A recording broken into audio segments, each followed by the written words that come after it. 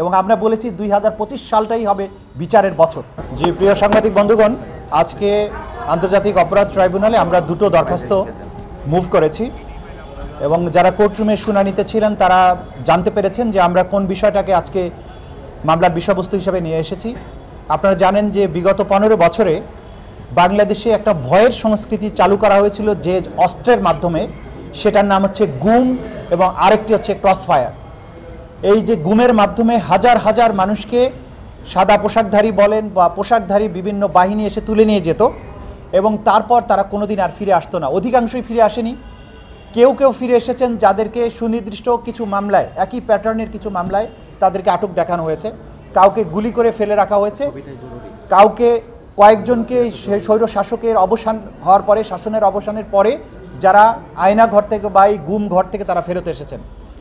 এই যে গুমের সংস্কৃতি নামক এক ভয়াবহ সংস্কৃতির মাধ্যমে বছরের পর বছর অসংখ্য মানুষকে গোপন কারাগারে আটক রেখে নির্যাতন, হত্যা এবং তাদেরকে সমস্ত স্বাধীনতা বঞ্চিত করার যে অপরাধ, এটা আন্তর্জাতিক আইনে স্বীকৃত অপরাধ এবং বাংলাদেশের ইন্টারন্যাশনাল ক্রাইমস ট্রাইব্যুনাল আইনের অধীনেও এটা একটা মানবতা বিরোধী অপরাধ।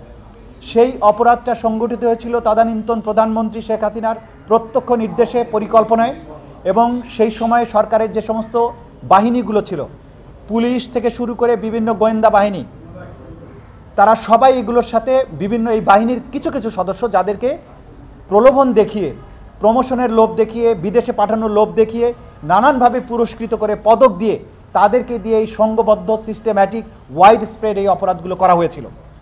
যেহেতু এই অপরাধগুলো একটু ডিফারেন্ট নেচারের, গণহত্যার অপরাধের চেয়ে, এই জন্য আজকে ডিফারেন্ট একটি মামলায় তাদেরকে আমরা গ্রেপ্তার দেখানোর জন্য আবেদন জানিয়েছিলাম। এর মধ্যে সাবেক প্রধানমন্ত্রী শেখ হাসিনা, তার তদানীন্তন নিরাপত্তা উপদেষ্টা তারিক সিদ্দিকী, তদানীন্তন আইজিপি বেনজির আহমেদ সহ বিভিন্ন সংস্থার মোট 12 জনের বিরুদ্ধে আজকে আমরা গ্রেপ্তারি পরোয়ানা জারির জন্য আবেদন জানিয়েছিলাম। আদালত সেই গ্রেপ্তারি পরোয়ানা জারি করেছেন এবং এদের মধ্যে একজন মেজর জেনারেল বরখাস্তকৃত জিয়াউল হাসান, যিনি কারাগারে আটক আছেন, তাকে প্রোডাকশনের জন্য আদেশ দিয়েছেন।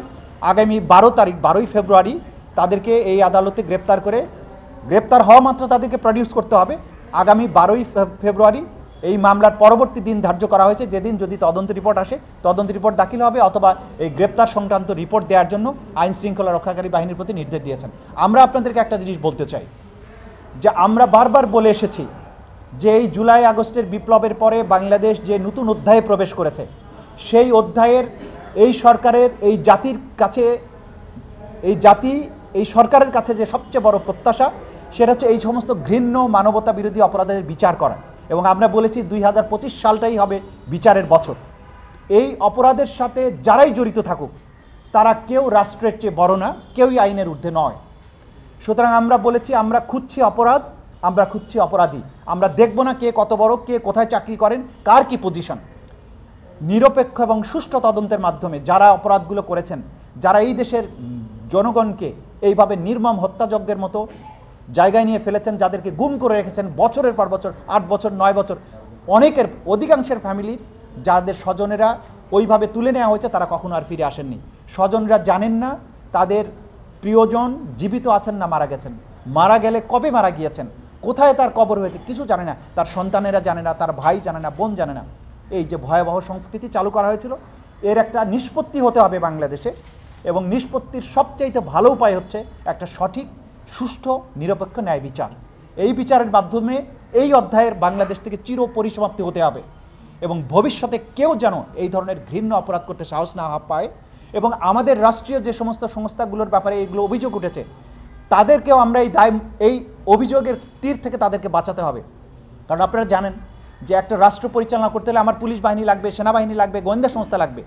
এই বাহিনীগুলোর উপর যে মনস্তাত্ত্বিক চাপ তৈরি হয়েছে কিছু সংখ্যক ক্রিমিনালের কারণে, তাদেরকে ক্লিন করতে হবে। এই ক্রিমিনালগুলোর বিচার শেষ হলে এই সংস্থাগুলো পরিশুদ্ধ হবে, রাষ্ট্র আবার নবযাত্রায় সামনের দিকে এগিয়ে যাবে।